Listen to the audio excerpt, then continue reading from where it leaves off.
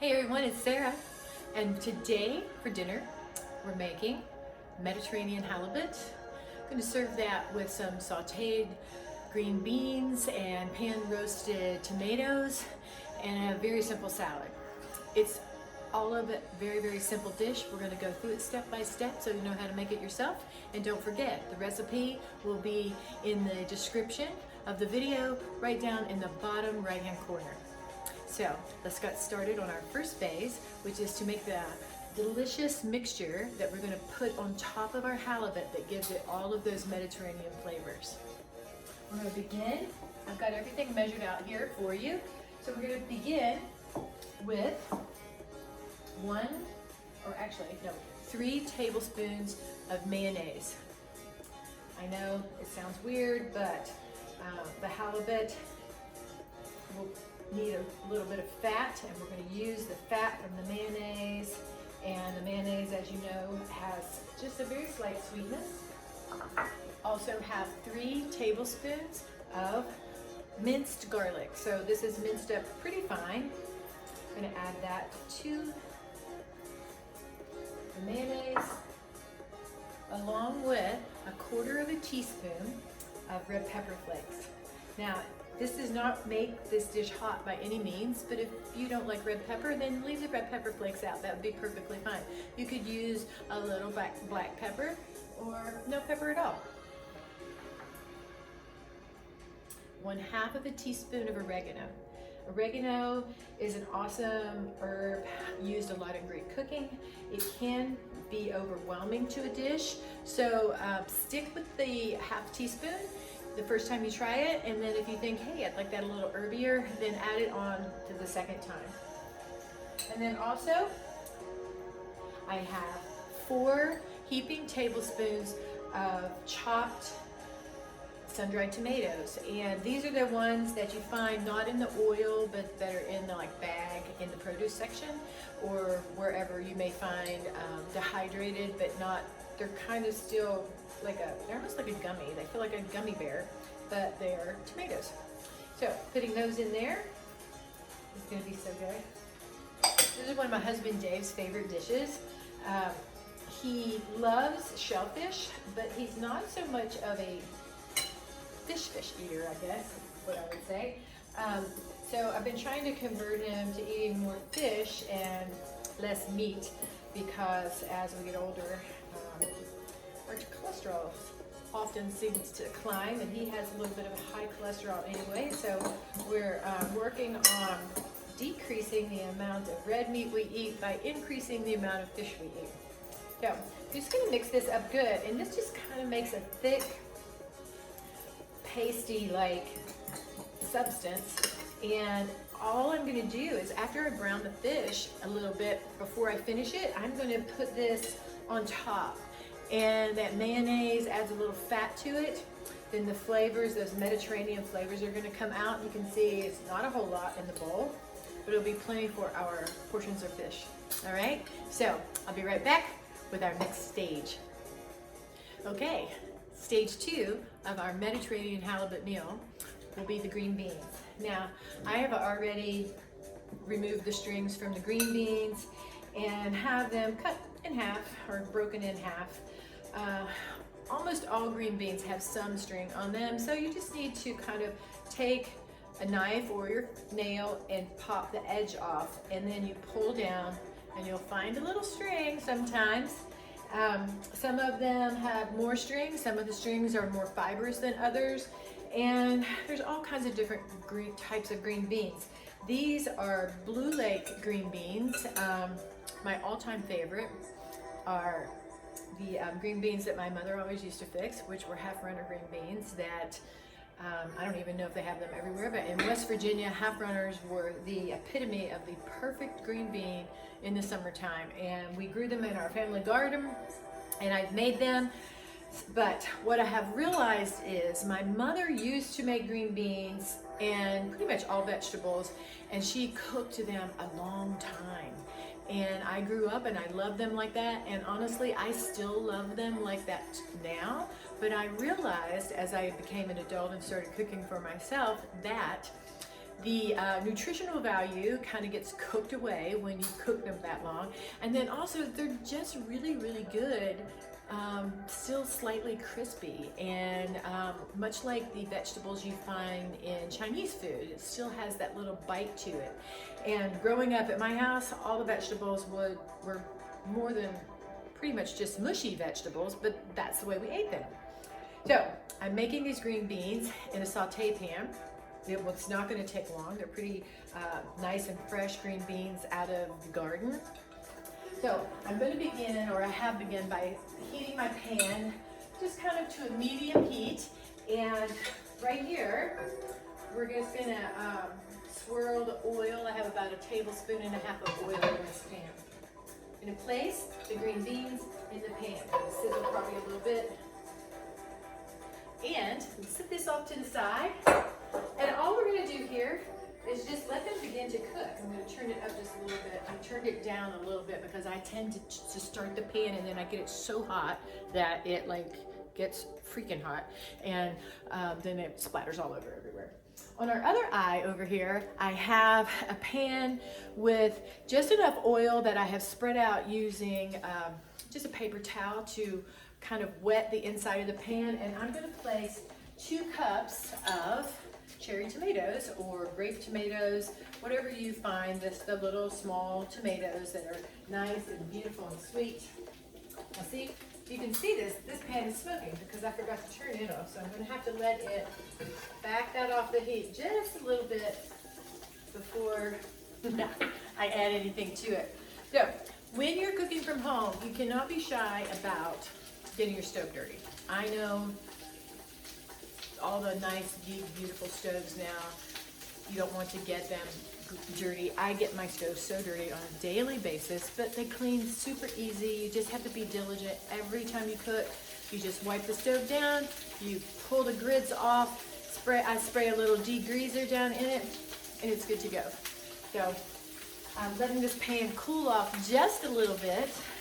The other addition, what we're going to make into our green beans, when they get about 3/4 of the way done, I am going to add garlic to those green beans. Now, I don't want to add the garlic, and neither should you early on, because garlic can burn, and if it burns, it gets a very bitter flavor. But what I am going to do is add a little salt and pepper to the green beans. And just sprinkle a little bit over the top, and then they can be later on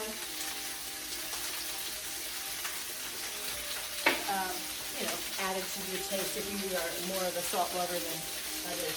You don't want to always put the amount of salt in. I have to not put as much salt in as I like because I know other people don't like as much as I do. So, the green beans, they're starting to cook away. There's a man down. Let's pick that one up. Put it up here. Now, you can toss these green beans if you can do that, or you can just mix them up. If you were going to toss them, that's how I always do it, is I just start it going and then kind of pull the pan back and away and they toss right up. My husband can't do that. He lands in the floor all the time. So, I'm going to put the pan back on here and we're going to put these tomatoes whole right there.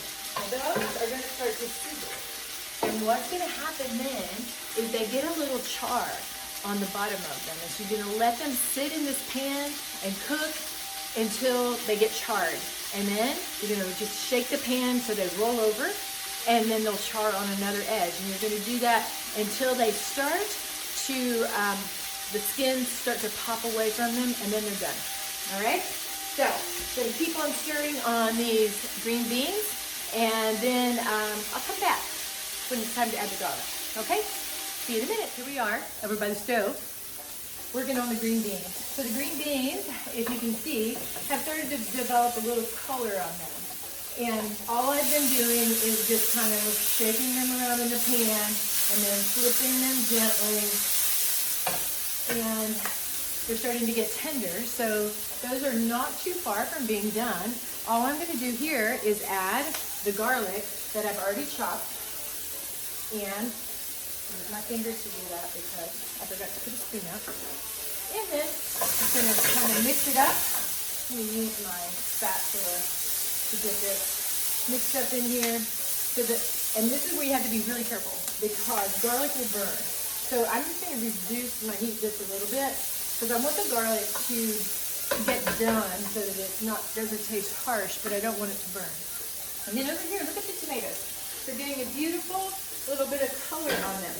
And then all I have to do is I just roll them around and the color gets around on all the sides. Now these are about done. I'm going to leave them on here for another minute or so, but they're starting, the skins are starting to break free. And that's exactly how we want them. Just soft and slightly charred. All right, so when the green beans are ready, we'll come back. As you can see off to the side over here, I've gotten the green beans and I've set them off. They're just on kind of a warmer so that they're totally done. Taste delicious, but we're gonna finish them in just a moment. And so we need to get the halibut ready. So fish cooks pretty quick. What we're gonna do to prepare the halibut is we're just gonna add a little olive oil, not very much, like maybe, I don't know, 1/8 of a teaspoon. We're gonna just kind of massage the tops of it so that to get it oily and then flip it over. It doesn't take very much, like maybe a total of 1/4 teaspoon for both pieces. So we don't wanna make it super oily. Then we're gonna take the salt and pepper and just season them with salt and pepper, you know, just like what you would normally put on the table if you were going to eat it. Put that, and we're going to do both sides. Pat that down good. It'll stick to that oil nicely. And what I'm going to do now is I'm going to sear the halibut in the pan on the stove. And then I'm going to move the halibut to the oven, probably for about 10 minutes to finish. It may take longer than that. Depends on how thick your halibut fillets are. These are actually fairly generous halibut fillets. I got them at our local fish market, which is awesome. If you can get them at the local fish market, do so. They're beautiful. And then also have them cut the skin off for you unless you are a master with the fillet knife. All right, so here they go. Into the pan, gonna pop and crack. And all I want to do is get a little bit of color on them. And while we're waiting on them to start getting some color, look at these beautiful tomatoes. Look. They are charred on the sides, and I've added about a tablespoon of olive oil, and oh, I was gone from the camera. I was still here though. A tablespoon of olive oil, and then some salt and pepper, and that's all we're gonna need for our tomatoes. So I'm gonna step away here just 1 second. You can listen to it sizzle and wash my hands off real quickly. And then what I'm gonna do now is I'm going to prepare a quick little salad while we're waiting on our halibut to get ready. Turn that down to medium heat. Get my spatula out here so that I can pull it out of the pan without. I like to kind of just lift the corner of mine and make sure I'm not getting too brown. My skillet that I'm using is oven safe, so I'm going to be able to put that right into the oven.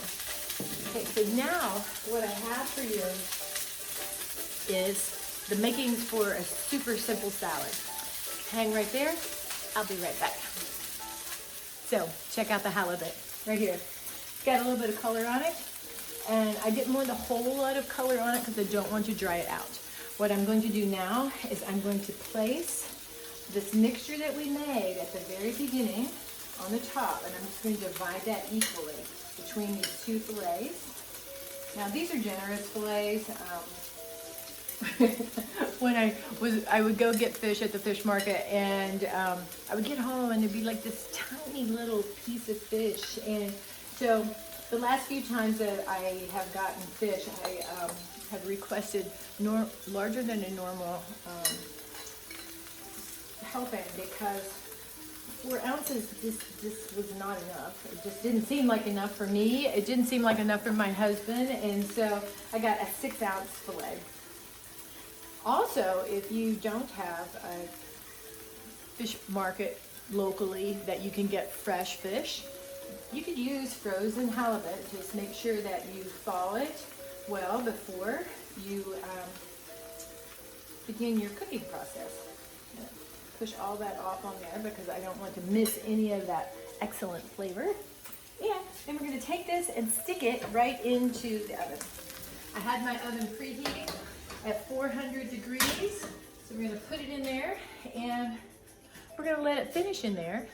And what's going to happen now is that I am just going to take these green beans and I'm going to pull them off into a bowl and we're going to get ready to make a salad.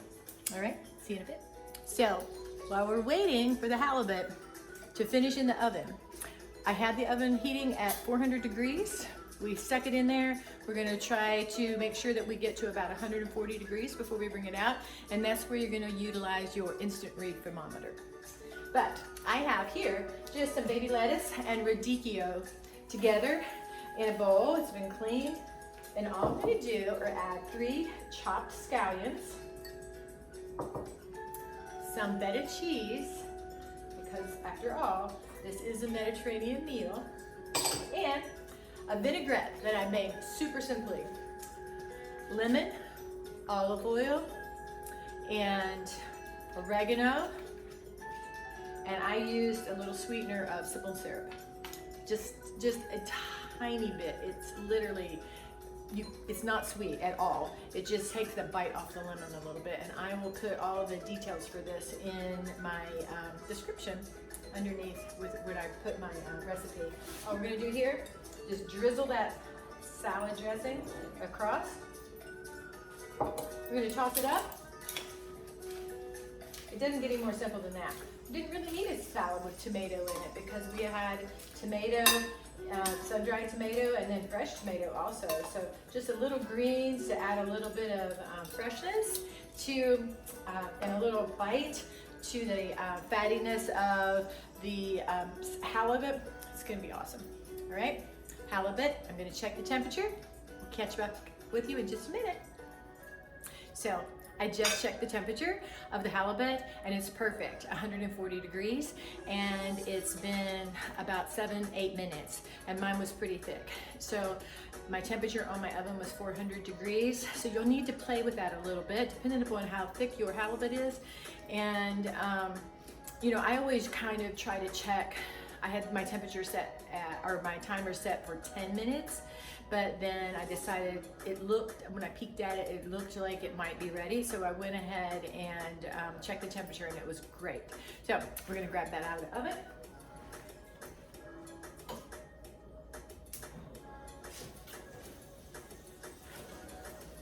It's so pretty. Here.